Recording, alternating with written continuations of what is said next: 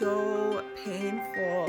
I don't know if they're like abdominal pain, like stomach pain, or if they're contractions. I don't know what to say. Except for the fact that this is not what I had planned for.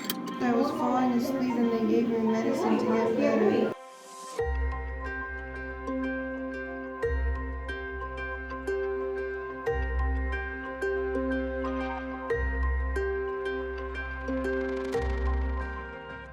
What's up guys, my name is Jo. Welcome to my YouTube channel. In today's video, I'm gonna be sharing my positive C-section birth story. I had a C-section and I delivered a beautiful baby boy back in May. I actually gave birth at the peak of the pandemic, so I wanna touch a little bit about that as well.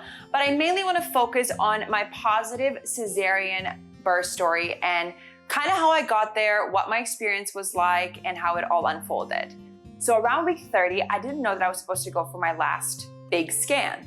And the reason for that was because all the maternities in the general hospitals where I live, so I guess I should mention where I live. I actually live on a small little island called Cyprus in the middle of the Mediterranean, right off the coast of Africa and really close to Lebanon.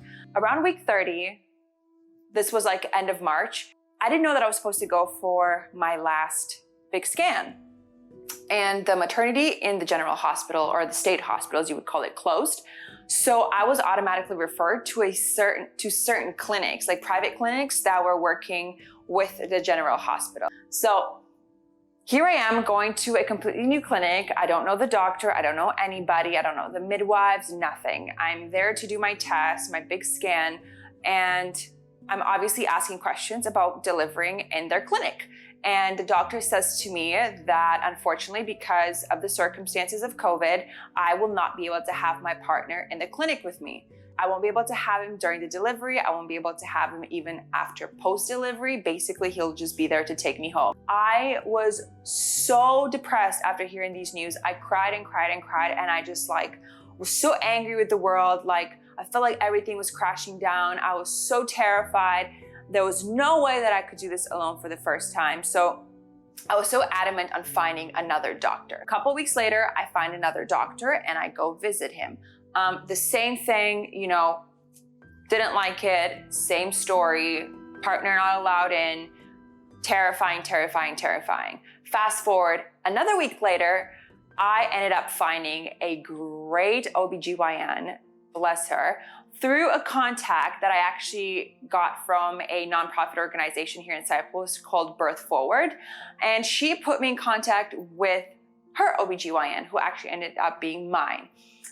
She's a great Greek lady. She practiced in Germany, and her practice and her morals were amazing. I really got along with her. And the first question I had asked her is, can my partner be in the delivery room with me during labor? And she said 100% yes. And I said, is this going to change considering the unprecedented times and the uncertainty of how this virus is going to escalate? And she says to me, no, that's not going to change. This is not something that's mandated by the government upon the medical system in Cyprus. They're actually individual policies by the hospitals. So I said, awesome, okay, that's great. So I basically just stuck with her. I found an amazing doula who I really connected with. She practically became my mentor and informed me about everything that I need to know about labor and delivery, postpartum, breastfeeding. She was my birth mentor. I took classes and I was doing hypnobirthing and I was meditating and I was writing affirmations and I was doing the whole 9 yards that you're supposed to do, that you should do to, induce this beautiful, dream-like birth that you would hope for, that anybody would actually really hope for. I was speaking with the doctor. She was really, cooperative with me. I made a birth plan. I presented it to her. I wanted to do delayed cord clamping. I wanted to have him directly placed on my chest. I didn't want to really be induced. I didn't want to have a C-section.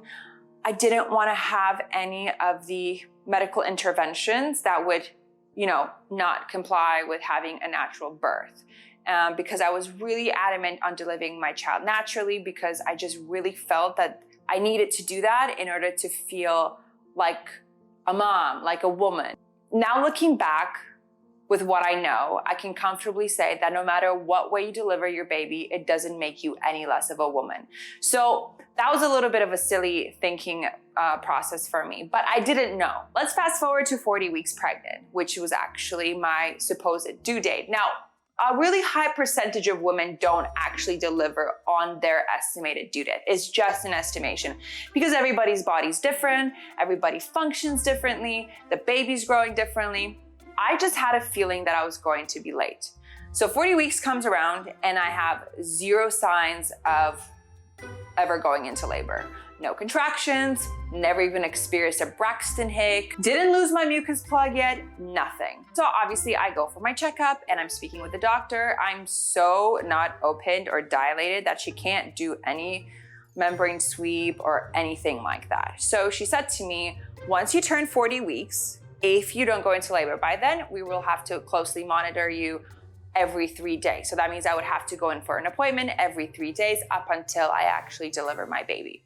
Now, I don't know what it's like in whatever country you're watching this from, but in Cyprus, it is actually illegal and against their medical standards to allow a pregnant woman to go 10 days past her estimated due date. So I pretty much knew that I wouldn't be able to go any further past 41 weeks and plus some days, give or take. But I was so hopeful that we wouldn't get to that point. Well, lo and behold, nature had a different plan for me, as it usually does for all mothers, because you never know when you're gonna deliver your baby, and that's the fun part because it's just a guessing game. At around 40 weeks plus 2 or 3 days, I started losing my mucus plug. So as soon as I lost my mucus plug, I just got so excited. I was like, okay, we're gonna go into labor tonight. Like this is gonna be sped up. And all these pictures in my head of like my perfect made up world of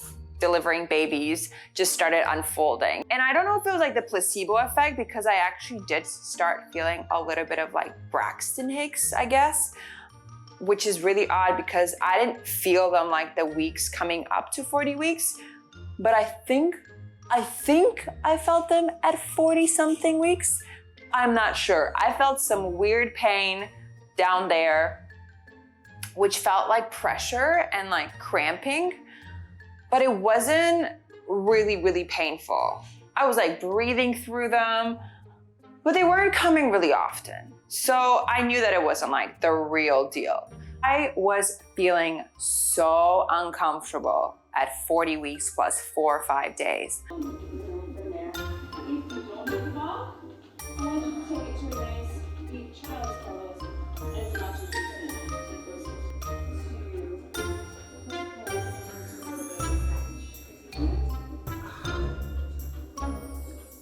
I was so ready to have this baby.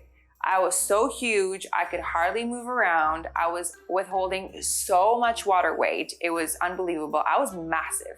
I'm gonna insert a picture right now. I was massive. I was 92 kilograms, 92. It was crazy. I was 68 or 67 before getting pregnant, and I was 92. Okay, I'm not gonna lie, I kind of binged in my last trimester. I went a little bit wild, and I kind of want to blame that on the fact that we were in quarantine. Carrying that was killer on my feet. Literally the soles of my feet would just burn at the end of the day, just burn. My feet were so swollen, my legs were really swollen. He was kicking a lot. So every time I went in for an appointment in like the last, I would say 10 days, he was doing fine. His heartbeat was okay. My amniotic fluid was okay. Just there was no sign of me going into labor. And it was so, so frustrating. We have no contractions, no dilation whatsoever. But we're here monitoring the baby's heartbeat to see. It's really interesting how like my heart, like my tension, like really affects his heartbeat. Like I've seen it go down to like 127 and then back up to like 137. Now it's obviously pretty steady. But yeah, I don't know, it's interesting. The more the days went on and the closer I got to like 41 weeks, my anxiety just started to really skyrocket. It just went bonkers. because I knew that if I was gonna get to 41 weeks plus 5-6 days max, I would be induced. And I didn't want that. So I came home after the appointment. I spoke to my husband. We were like discussing, what was happening. And he always just told me, relax, relax, relax. Mind you, I was actually trying pretty much like every trick in the book that you can read online about to naturally induce your labor. I ate pineapple. I took a hot bath with Claire sage. I was really scared to do this one, but I took calophyllum, a calophyllum pill to like induce my labor. That didn't work. I did squats. I did the 30 a couple times, very uncomfortably. So like none of this stuff really worked. None of it. And I was just so disappointed because I was really, really hoping to induce my labor naturally, or that he would decide to just pop out by himself. But he was just loving getting cooked in there. He just did not want to come out. So we are still 2 and 1 at 40 weeks plus 4 days. But I think he's dropped a little bit. I don't know. So we are now coming up close to 41 weeks. So I gave birth on the Saturday and my appointment was on the Monday. And the night before my appointment, my mother called me and reminded me of a story of a health problem that I had as a kid. This is gonna be a little bit TMI, but I had a rectum prolapse. Now, what that means, well, you can look it up, but in simplest terms, it's basically when your rectum literally falls out, like your colon sac or whatever. I don't want to get too graphic. I was a very little kid. I was about one and a half, 2 maybe. And yeah, my muscles just got weak from getting potty trained and it just fell out. So I forgot about that. I mean, I don't even remember. I had no clue. I knew about it, but like it wasn't, at the front of my mind to like really remind myself about it. And I didn't know that it could actually be any sort of danger to me delivering a baby naturally. So on Monday of the week that I delivered, I told my doctor about this problem. And I said to her, like, I'm really sorry. Like I blanked out. I completely forgot about it. It happened so long ago. I don't even have like any recollection in my memory about it. My mom actually called me and reminded me about it, that I should mention it to you. And she obviously got a little bit concerned and, she said to me that there is a risk of it possibly happening again because of the pressure and the pushing through a natural delivery. And she told me to just sleep on it and go home and do a little bit of research about it on my own, and that we will talk about it in my next appointment, which would be Thursday. Fast forward to Thursday, my anxiety is through the roof. I think Wednesday night, I actually didn't sleep at all. I was taking walks at like 3 o'clock in the morning or maybe even 4 o'clock back and forth in my neighborhood because I just couldn't sleep. And I was bothering my husband and I was like, babe, I just can't focus. I can't sleep. I was so nervous because I didn't know what was happening, and I knew that the days were just going by and I was getting closer and closer to meeting my baby. But like the fact that I didn't know how it was going to happen, it was making me really, really anxious. There I am on Thursday in her office, and she checked me, she checked him, heartbeat's fine, he's doing fine. She's telling me that my amniotic fluid is a little bit low, but it's nothing too concerning. But she said that she has done her own research and she consulted herself with other medical specialists, and she said that it's not the best idea for me to have a natural birth because I could have this problem happen to me again. And apart from me ripping through my vajayjay, I could also be ripping my backside, which would be very messy, very painful, and a very hard recovery process. So basically, after I would give birth, if that were to happen, I would have to have like a different surgery. So I was like terrified. I knew that I was like 3 to 4 days away from like somehow delivering my baby, and I was just terrified at this point. So basically what she told me were 2 options. She said, we can't let you go past Saturday. So like Saturday was going to be my delivery date. And she said, you have 2 choices. You can either choose to get induced or you can have a cesarean. When I heard the word cesarean, just like my brain just exploded, red flags everywhere, freaking smoke coming out of my ears. I was so scared, and I was like, no, no, no, no, no, no, no, no, no, no, it's not gonna be my choice. So I said to her, like, I wanted to be induced, as scary as it is, let's do it. And then she comes around to me and says, okay, but keep in mind that with an induction, it is never guaranteed that you will dilate to a full 10 centimeters. And God forbid something happens in the meantime, because your baby is 4-point-something kilos at this point.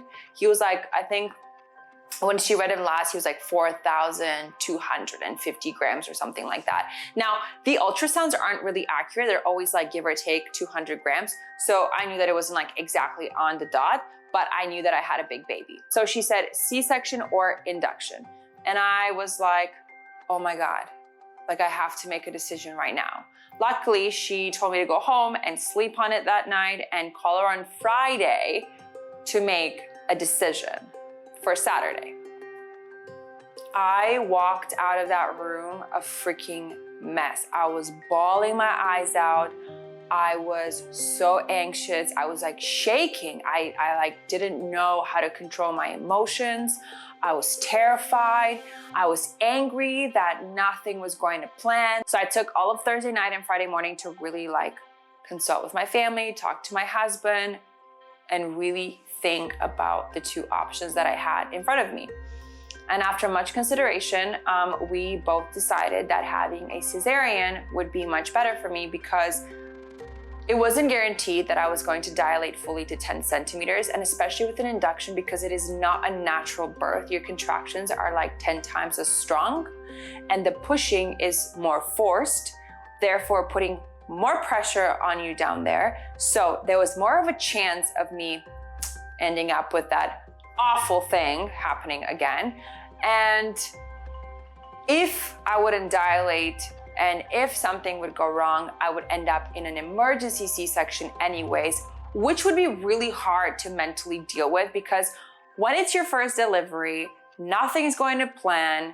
You know, your labor is really stressful. You've been in pain for God knows how many hours, and then all of a sudden they're coming into you to tell you with a medical intervention of having an emergency C-section, which is so much worse than having a planned C-section. Now, regardless of the COVID circumstances, my OBGYN really assured me, which was really surprising to me, that my husband would actually be able to be with me in the operating theater while I was having my C-section. So that was so reassuring and so special.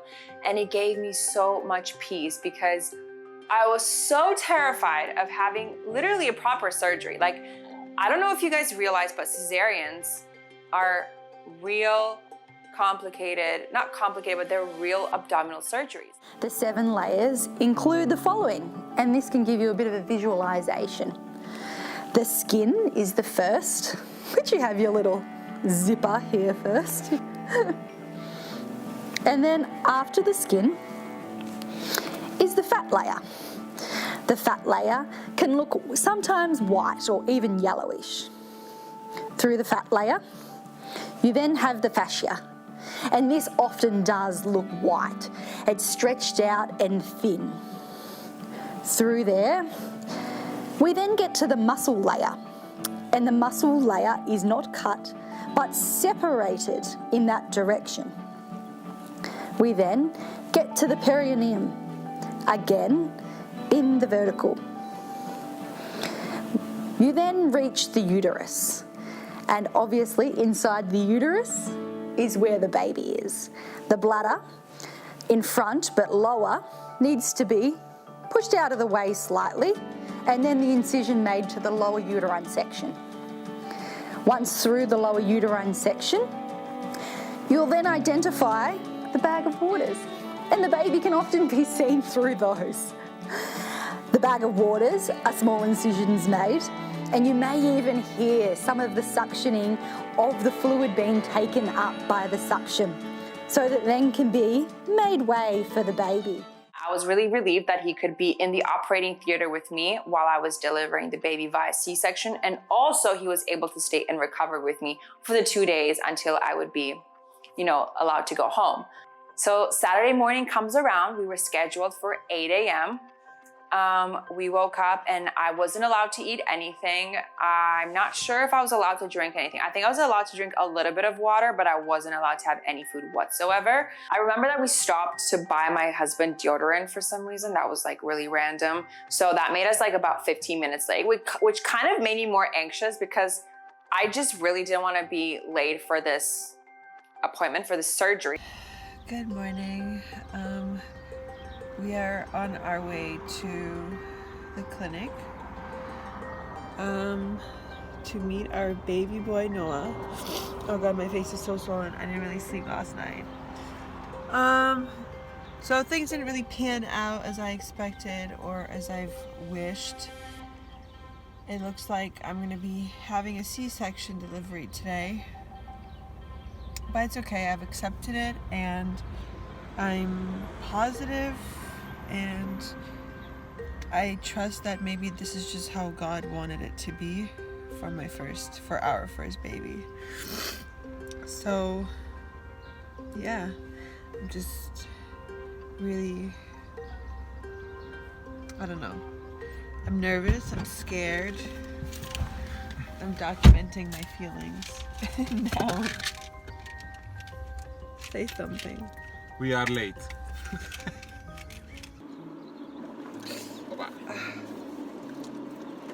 How do you so feel? Cold, so hot. I don't know. I feel so emotional. Actually, I will meet my son today. You know, guys.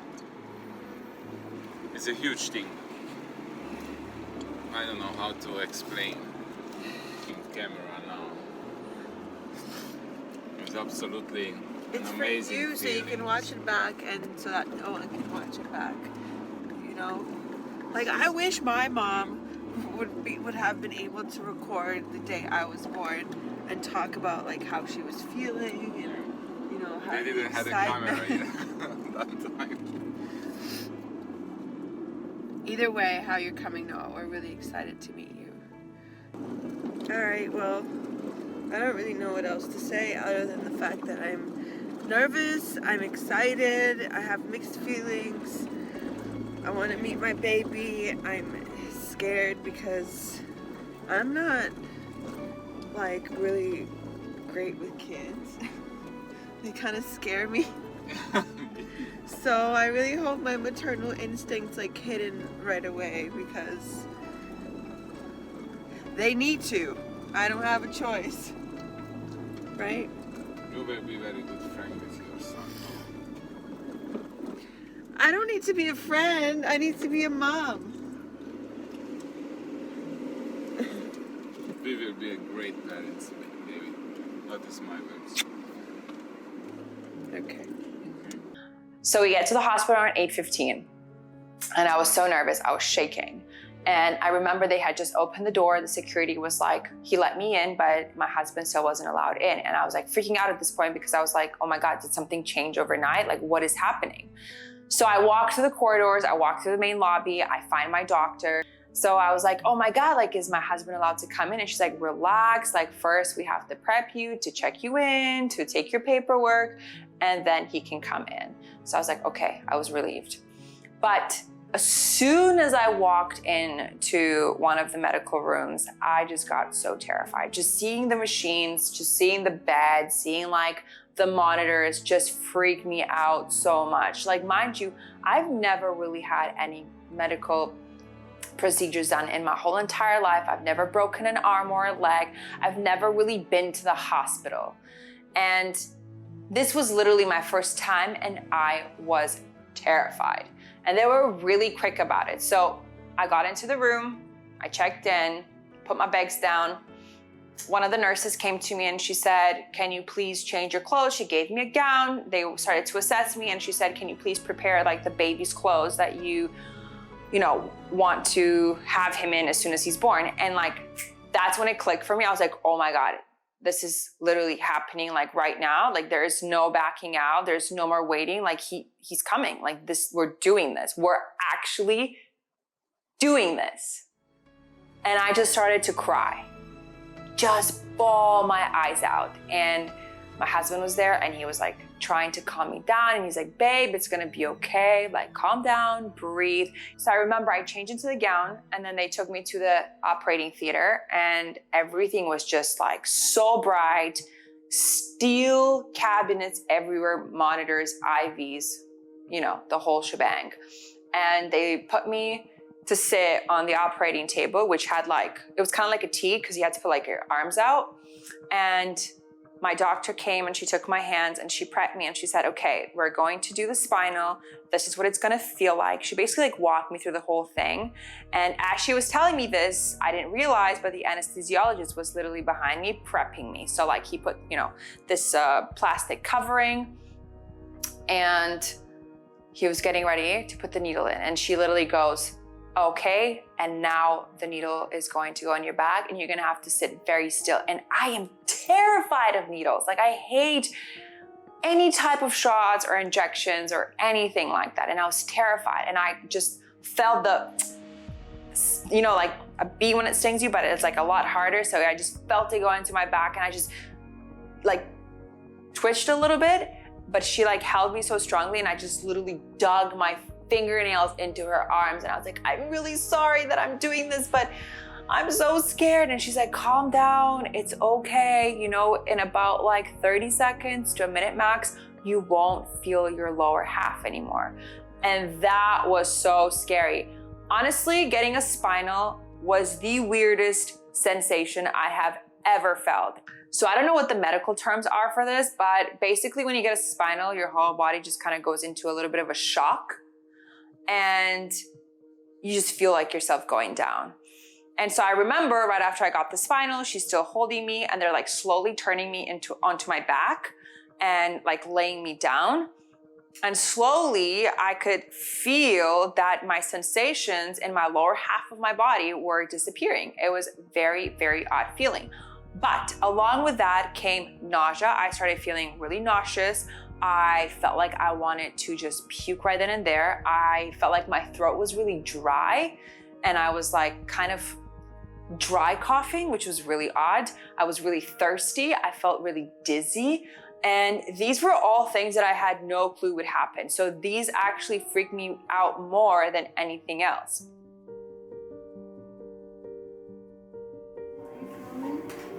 I'm really scared.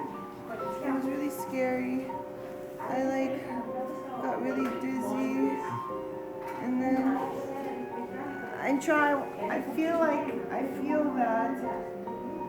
I feel tingles, but I can't move my legs a little bit. Baba, no, don't stress, don't freak out, okay, please. I did because I was falling asleep and they gave me medicine to get better. I felt like vomiting.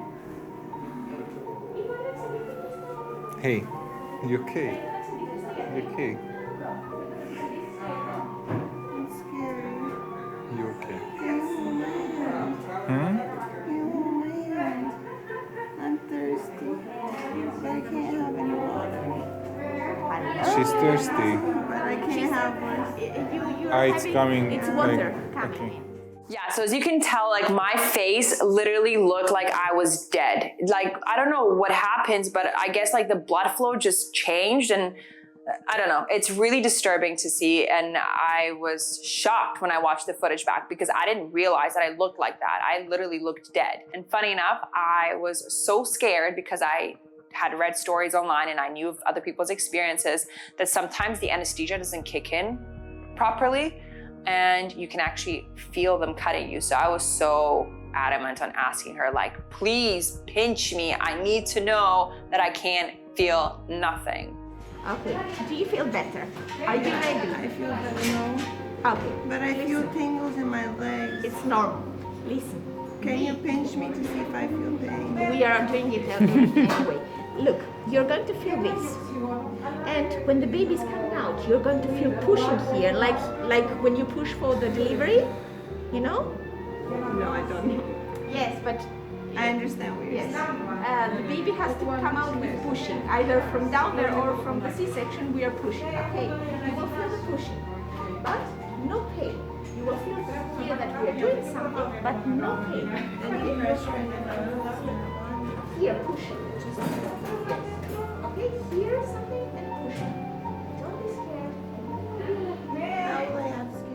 As you can tell from that clip, I was terrified, but she did a really good job at assuring me. She kind of explained to me like what's gonna happen once they like have to push the baby out. When they started pushing out the baby, that was honestly the weirdest, most peculiar experience I have ever felt in my own body, ever in my life. Hold my hand, Jordy. What? Hold my hand. What's happening? You're starting to go sick. Baba, Baba, Baba. Hey, hey, hey, ma. What's happening to me? Imagine, half my body's asleep. I'm not feeling any sort of pain. I'm fully aware and knowledgeable about what they're doing down there. Like, I'm fully aware, fully awake. Oh my God, what is happening? Baby. I'm eating a lot. Yes, bravo. Siamo paesi, grazie. Yeah. Oh my God, I feel. Dat is hoe ook best. Oh my God, I feel. Hij weg niet. It's moving, it's not pain. I know, but it makes me worry. Don't worry, smile. I know, I trust that I know that it's so weird. And I feel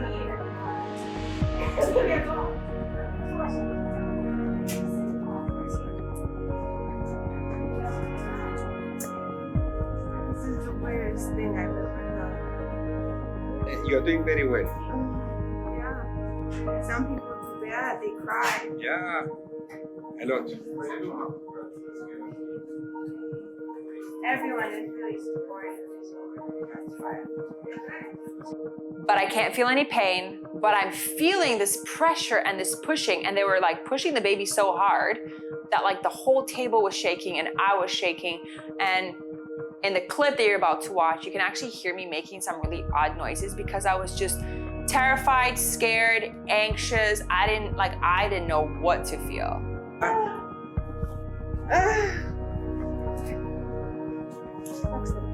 Oh, Bubba's coming. It's a big baby. All right, David.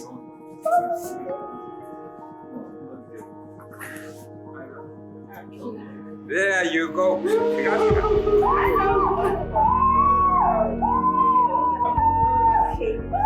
Okay, he's huge right here. I can tell you that the first time I felt his skin was, I don't know, I have no words to describe it.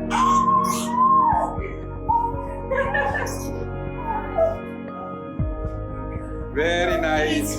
It's huge. It's good that he came this way out.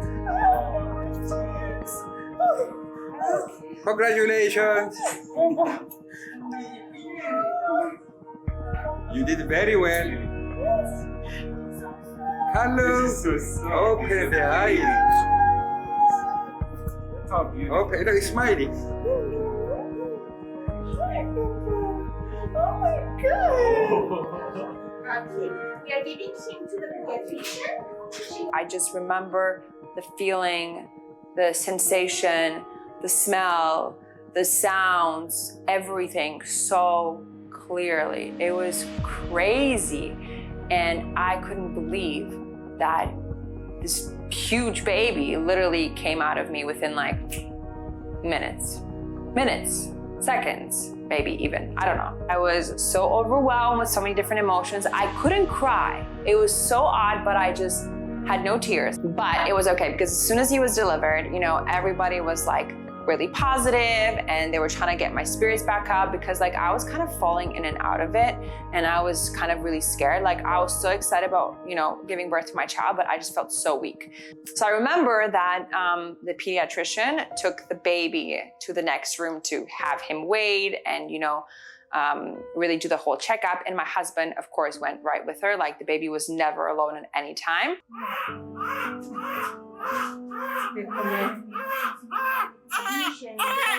Hello. It's a boy. It's a boy.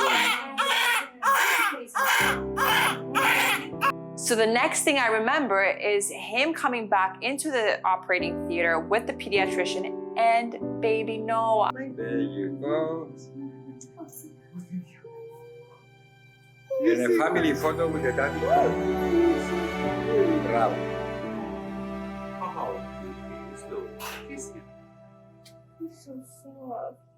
What is a newborn? He don't know what's going on. He's shocked, I think. A little bit.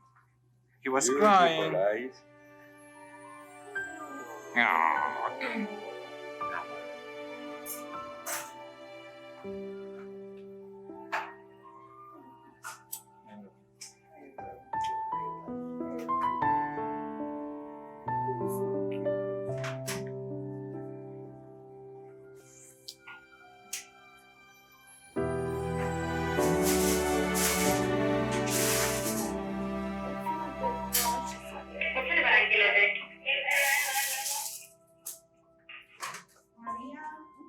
And Martha is also in the video. Hello. I'm happy for the baby. What's the name? Noah, Daniel, Noy. Noah, Daniel? No. Noy, it's my family name. Ah, it's not Andreas. It's okay. You want me to? Dad, you must go up to play with the other kids. Okay. Beautiful.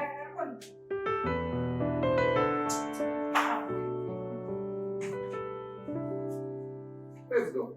So I guess my message for all the new mamas to be is don't be scared. Don't fear labor and delivery. Don't fear giving birth in any way possible.